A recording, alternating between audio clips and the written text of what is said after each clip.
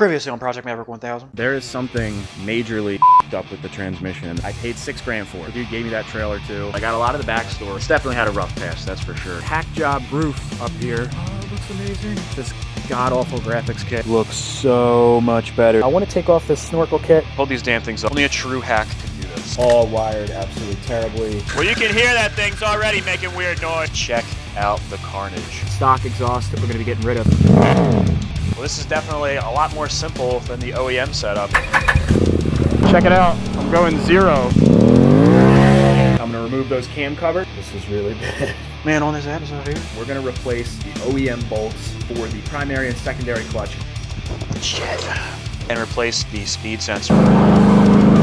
That DIY turbo kit, perfect setup for making your own snorkel system. Check it out, guys. We got some breaking news here. I'm pulling these wires apart and stuff to make space, and I found yet another botch job. I know exactly what happened here. So dude, you redeemed yourself, but you have just reclaimed the Hackmaster title by doing this total botch job on install, dude. Just total botch, man. What's going on, guys? Really quick before I start this video, I want to say we've been getting a lot of new subscribers and a lot of fresh names that I've been seeing in the comment section, people I haven't recognized before. So if you are new to the channel, definitely consider subscribing, and I want to thank everybody that has subscribed recently, and of course my OG subscribers. And the main message that I want to get across here is a lot of my original guys are asking what the hell happened to Project 250R. They want to know what's going on with that. Project hasn't gone anywhere, guys. Because of this coronavirus, we've had some setbacks. The parts are still at powder coat. I was just at the company yesterday. They're still being worked on. The company is short-staffed. They're a little bit backed up. It's just going to take some time, but everything's on track. And we're also making some custom pieces for the motor. I'm going to give you guys a sneak peek, which I wasn't really planning on doing, but I'm going to show you guys anyway because I love you, and I know a lot of you guys are really itching and want to know what's going on with the project. Oh yeah, so check that out, guys. This is the quick change clutch cover. This is a prototype. It's not the exact one that's going on. I've been working with NPM. They've been making me these custom covers. We're going to be doing a cool head. We might even be doing a stator cover, and of course this quick change cover, some other parts possibly, but everything is going to make this quad super premium. So stick with me, guys. Project 250R is coming back. It's going to be epic, man. This is still the ATV revolution. We just have all power sports on this channel. All right, guys, today's the day. It's D-Day, man. We're going to see what's going on with this motor oil. So if you watched the last video, you saw pulled the cam covers off, checked our valve specs, and in those valve covers we found some milky Elmer's glue looking stuff. Doesn't look good, man. But I have to say, I'm a little bit relieved. Some of you guys came through, and in the comment section, some people were saying that that is somewhat normal on these machines, and all machines really, from condensation, from short trips where the motor doesn't warm up enough. You get condensation on the inside of those valve covers, and you get a little bit of water that mixes in with the oil. So that does make sense. Now that being said, I'm still not 100% convinced that this thing wasn't swamped, and it is possible that we did get some significant water in the motor. So I did put the valve covers back on.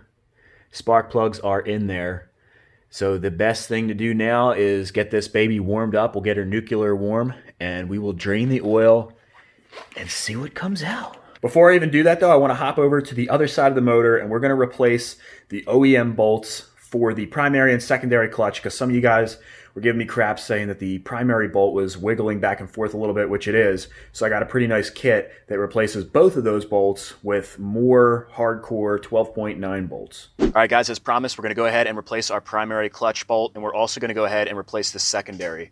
So if you noticed in some of the previous videos when I installed this, there is a small amount of wiggling in this bolt. It is probably because we had to put so much torque on this thing to get it off, so it probably has a slight bend. Now there is a centering washer at the bottom of this stack of washers, so it should be okay, but we might as well be safe and go ahead and replace it. From the factory, they actually have a regular bolt. It's not this big three-piece one with a set screw in the top. This was an update because I guess the assemblies were known for slipping, and this is supposed to be able to get a little bit tighter. So they discontinued the original style bolt, and you can only buy this, and it's about 50 bucks for this bolt. Now in searching, I found a kit right from a company called Canam Parts Guy. This has the primary and the secondary bolt. These are 12.9, which is, I think these are grade 8. These are 12.9, which has a higher tensile strength, and it comes with wave washers. So these are made specifically for the application of these two bolts. So I went ahead and bought this kit. It was 30 bucks, and we're going to go ahead and replace them. Now, if you remember, it was a real pain in the ass getting this secondary on. So to hold this in place while we remove the bolt, I have these two C-clamps just gently holding up here, and I also have a board wedged against the frame pushing on the bottom, so we're not just pulling on the top. So that way I should be able to pull this bolt out and put the new one in without it even moving.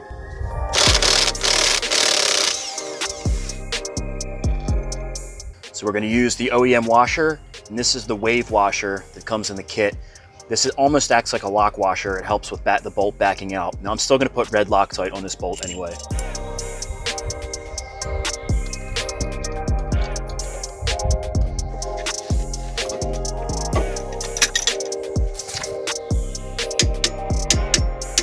Now the primary clutch bolt is not spring loaded from the back, so I don't have to put a clamp or anything on there to hold it in place. So I should be able to just pop this thing off.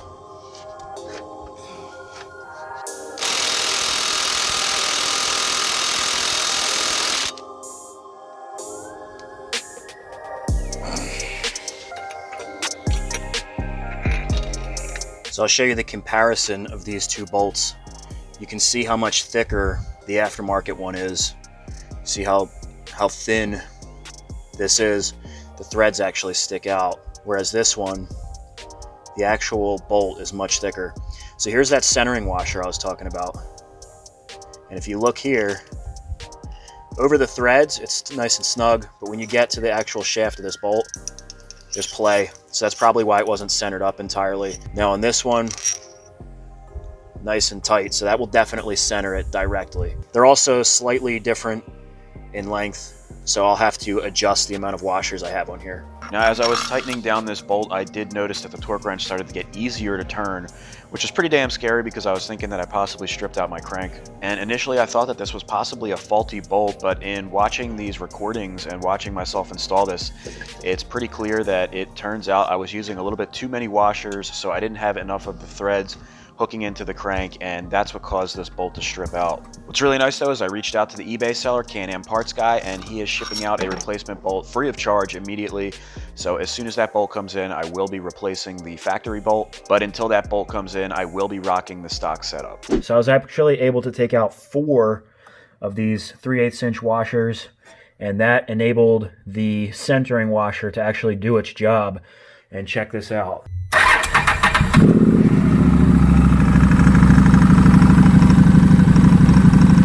It looks a lot better than it did before. All right, let's get this baby fired up and see what's going on with that oil. All right, guys, so we're gonna slide under here. And this is actually pretty cool. Can-Am has a drain hole right here for your regular drain bolt.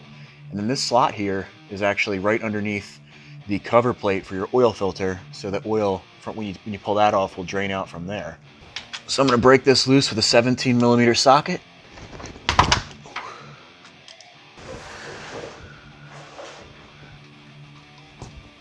Oh, shit. Wow. What a mess. Well, the oil looks good at least. Well, that was messy, but it was kind of anticlimactic. I'm almost disappointed that it didn't come out some crazy weird color. I really thought this thing was going to be totally messed up, but I guess that's a good thing, man. The motor oil actually, it actually kind of looks good. You can see it on the ground there, and you saw it coming out.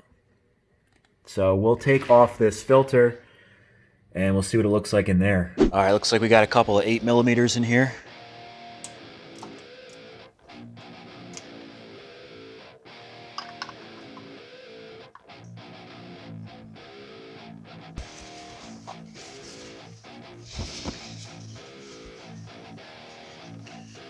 It really doesn't look bad. All right, we'll put our new oil filter on. I'm just gonna put a little bit of the existing motor oil on our rubber seal here.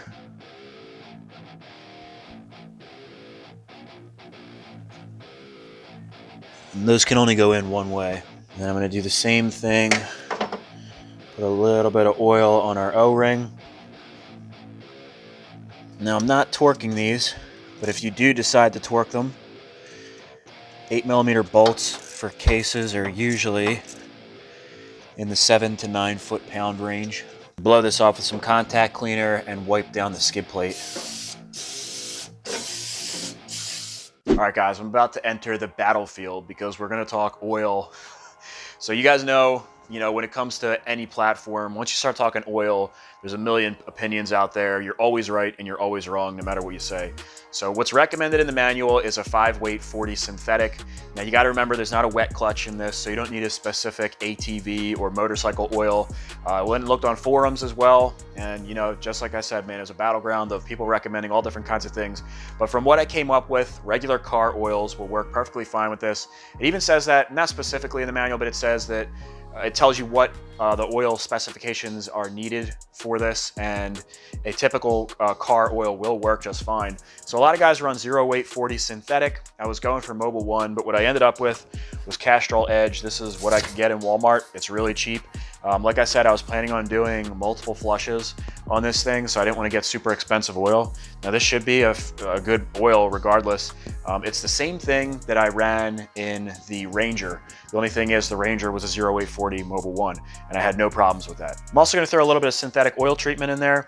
So anytime I bought a used car or truck, I've always run STP in my first oil change. It's got detergents which helps clean out the engine, and as you guys saw, it's possible that, you know, even though that motor oil looked really clean, it is still possible that, you know, there was oil in the motor at some point in time. Maybe it was flushed out really well. Regardless, this isn't going to hurt anything. It's compatible with lightweight synthetic oils or thicker oils. It's not going to mess anything up. So this is just a safe measure that I like to take. All right, so I'm going to pour our STP in first, and I'm probably only going to put about half of this in here because one of these is made for 4 to 5 quarts, and we're only going to be putting in 2.2.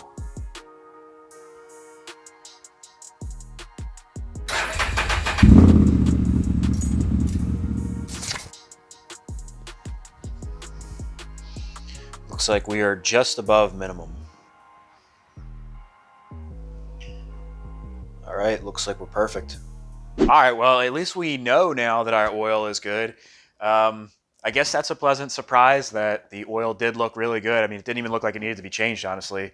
So I wonder if the guy that I bought this from has been sitting at home watching this series and he's like, "Oh, I told you, man, there was new AMS oil in there." Well, sorry, dude. But yeah, man, hey, that's a good thing, right? It's a positive. All right, guys, so now you might be wondering what the hell this thing is. So now that we got our oil taken care of, we will go ahead and start knocking out some issues that we have. So if you watched in some of the last videos, you saw my speedometer was a little bit whack. So I went ahead and replaced the speed sensor. This is the new speed sensor. It is possible that I could have pulled out the one that's on gearbox right now and cleaned it up, and it may have worked. However, I did notice that the one on there is an aftermarket unit. This is an OEM unit. It is used. It came off of a 2019 Outlander, which has the same part number. I feel more comfortable running OEM electronics. So we will go ahead and replace this unit. It should be easy. I'm not 100% sure if it's as easy as just doing the one mounting hole. Let me give you a look. All right, so I'm hoping I can give you guys a decent idea of what's going on here. So this is the speed sensor in here. It goes right into the rear gearbox, which is back here. And if you trace this up, you can see it connects right here. That's the connector that we repaired, or didn't repair, we cleaned it last time. And you can see the connectors are different colors. That tells me that it's been replaced. And the other thing is the sheathing on this does not look like the OEM setup. And the OEM one that I just got also has a protective sheath that goes over the connector. It's not on this unit. And I looked at some aftermarket units and they have this different sheathing on it. So I'm almost positive that this is an aftermarket, and that could be the reason that we're having intermittent speed problems in the first place. I'm just going to go ahead and try pulling this out. I don't even think we have to do anything with our gearbox oil.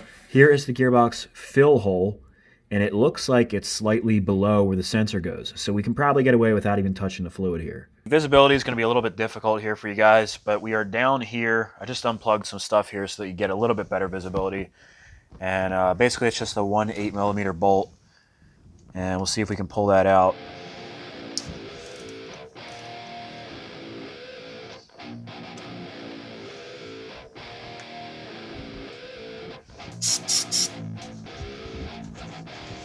All right, guys, while I have these out, I want to go ahead and show you the difference between these two speed sensors. Just in case you have a Can-Am, if you're having issues with your speed sensor, you'll be able to at least identify whether or not you have an aftermarket one.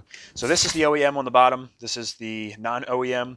If you look at this one, see this wire sheath on here? Not on the OEM. It's a little bit different. That was how I mainly identified it. And then, of course, you have this protective sheath that goes over the entire connector on the OEM. That seems to be absent on the aftermarket, which I noticed in the listings as well. It didn't look like it came with that. And then as for this end, you can see these pieces look fairly similar, but they are a little bit different. It looks like the OEM is a little bit better quality. All right, let's install this bad boy.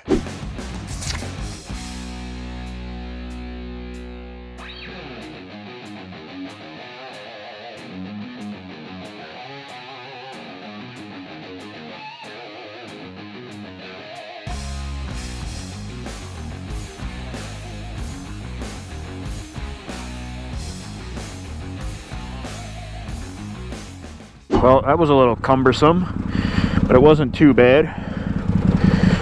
So let's see what we got going on here. I'm not too worried about the check engine light stuff because we have all kinds of wires and everything that are disconnected right now, so I can't imagine that, you know, it wouldn't throw any codes. So I'm going to throw it in reverse. It's going to be a little weird here. I believe that's neutral. This should be reverse here.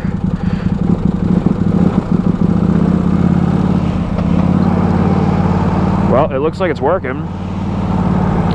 It would just say 0 pretty much the whole time, and then it was spiking to like, it went to like 60 miles an hour going up the driveway, which obviously wasn't happening.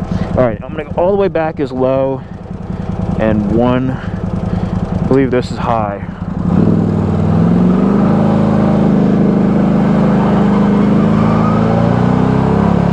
It looks like we got it working.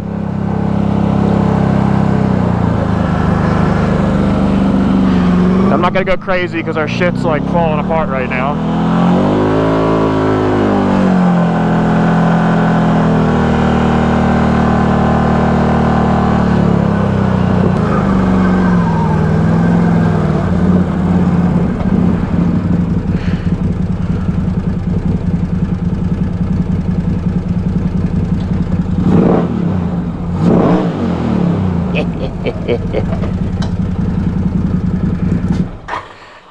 All right, man, knocking things out, dude. That's fixed. All right, guys, so now for the fun part. I have that DIY turbo kit, and dude, it is like the perfect setup for making your own snorkel system. So I have it on the ground here in the box. I think that's gonna be the easiest way to show you the way that this thing comes, and then I'll throw it up on the bench and give you a comparison to the OEM snorkels, and I'll show you. It's gonna match up amazing. All right, guys, so here it is, man. So you can see we got a ton of stuff in here.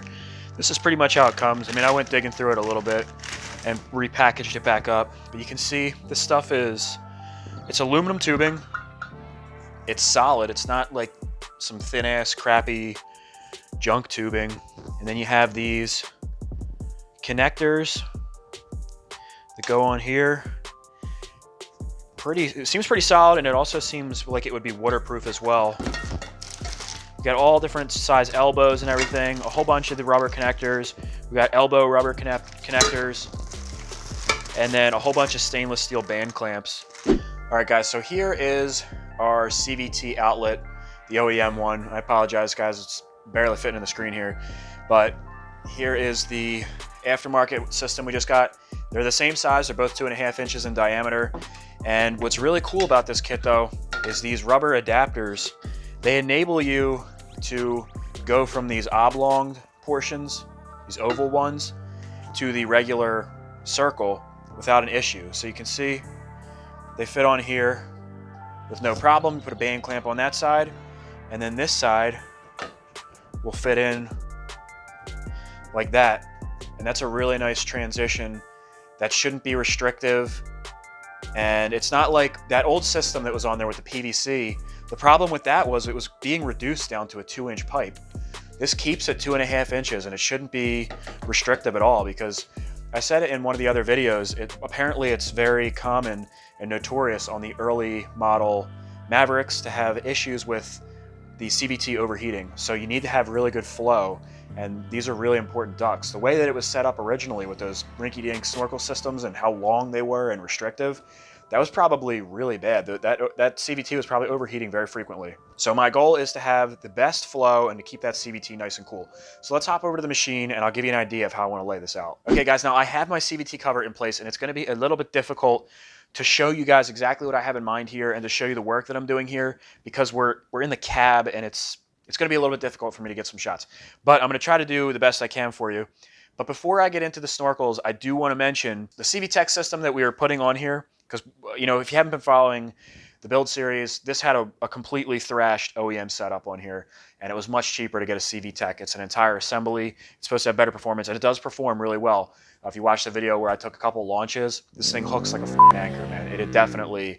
The CVTech definitely performs well, but the longevity and the reliability of it is what's in question right now. So people reached out to me and they said, you know, that CVTech system is not notoriously a reliable setup for side-by-sides. They're supposed to be really good for utility ATVs, the Renegade, the Outlander, you know, Sportsmans and stuff like that. They're supposed to be super solid. But when it comes to a much heavier vehicle like a side-by-side, supposedly they weren't holding up so well. Now, people were running them, having no issues, and then other guys had them and the systems were literally exploding. So I'm hoping that that is something that was an issue in the past and it's been remedied. I was reading through the information on this setup and it is made specifically for this vehicle. It's not made for a Renegade or something like that, and it just happens to fit on here, and that's why I'm running it. It is specifically made for a Maverick, and it does say that it supersedes a prior part number. So I'm thinking, and it says HD for heavy duty. So I'm thinking that possibly this is a newer updated version and that it won't explode. So I do have an email out to CVTech addressing what I heard and everything, and we'll see. We'll get to the bottom of it right from the horse's mouth, and I will give you guys an update on that. But I did want to say something about it because a number of you guys reached out, which I appreciate, man. All you guys have been helping me out. You guys know I'm new to CVTs and I'm new to side-by-sides, so the help has been much appreciated. Now, that being said, let's get into the Snorkel kit, because regardless of what we do with that setup, it's going to be important to have really good flow to the CVT system. And if that is a setup that's prone to failure, one of the best things that we can do to help combat that is going to be having really good flow and keeping that system cool. Oh, check it out, guys. We got some breaking news here. This is breaking news. It is about 8:40 a.m. on Tuesday, and I have an email from Peaky Boys.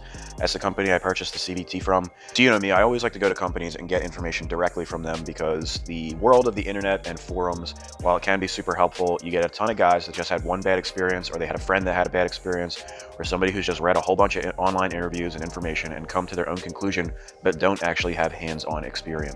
Not to mention, a lot of information on the internet is outdated, or it is from old forums and it's just not applicable anymore. But the big thing that I read in this email is it says, point is, as long as the clutch is calibrated to your tire size and you don't remove the balancing plate or even the rev limiter in order to push the clutch to its limiter, then you'll be just fine. On top of that, they have put an improvement. It's new for this year. It says on 800cc and over, the clutch system has a new back sheave and an HD cover. So it's supposed to be more durable, and it's also supposed to promote a little bit more airflow and keep these things cool. They also say that one of the cons of this clutch system is that they do run hot. So what we're doing with our Snorkel system is going to be perfect for this setup, and it's definitely going to help the longevity of this thing and the reliability. To wrap this up, guys, it says the bottom line to answer this question, there is nothing to worry about with the clutch. We recommend putting some compressed air in there from time to time just to clean it up, and you'll be good to go. So I'm pretty satisfied with this email, and I'm going to go ahead and rock that CVT, and we'll put it to the test, man. We will rip this thing really hard at the trails, and we'll see how it performs, and we'll see how it holds up. Okay, guys, so I have everything just kind of laying in place in the factory locations. So this cover is not bolted on. I just have 2 bolts just kind of holding it in place, just so that we can get everything lined up right. Now, this is the first OEM outlet, and then the second one is right here. So there's a couple ideas I have. One, this one is super easy. We can almost do a straight shot coming up the middle and do it coming out the back right here. So that was my original idea, is to cut them both right here, and we might still do that. And then put the little connectors on, and with those pipes kind of make a system where they both come up here, and that should be easy. And what I like about that is that heat rises. So it'll be coming straight out of this hole and coming out the exhaust. This one, yeah, I mean, I guess it will be encouraged to go out and up, whereas before it went out the back and they actually curled down. So that wouldn't encourage the heat to leave at all. Now, the other idea I have is to take this one outlet and actually route it forward. So if you can see this shiny piece back here, that's tape on another outlet. Now I'm gonna hop around the other side because you can see it a little bit better. So here is that other outlet right here. It comes up here, it goes up and then out it actually goes over the steering column. So apparently some guys do route that other pipe forward, and we could probably make it come out, because there's a piece of plastic that goes right here. We could make it come out on this side. The only thing I don't like with that is that it gets really tight with the exhaust. So the whole idea is to keep things cool. So even though it's the outlet, so I imagine air would be leaving from there, it wouldn't be sucking it in from these tubes, I'd still like to try to stay away from that exhaust header. So chances are that I will be running it out the back. So I think what I'm gonna do is try to free up these wires as much as possible, take some of these zip ties off and everything. I want to get as much area in here as I possibly can get. I can route the wires afterwards, but right now they're kind of getting tangled up and getting in the way. And if those two pipes are going to be running up here, this all needs to be free space in here. So that shouldn't be a problem, and I'm planning on using this factory mounting bracket. This is actually where these tabs mount up, and it's a pretty solid mount. So that should be a nice little mount for our tubes to come through. We'll have to cut some holes in the plastic centerpiece, but I have it, I kind of mocked it up earlier and it should work. Oh man, so I'm pulling these wires apart and stuff to make space, and I found yet another botch job. So check it out. Oh my god, dude, this isn't even tight, look. This is connected to the winch.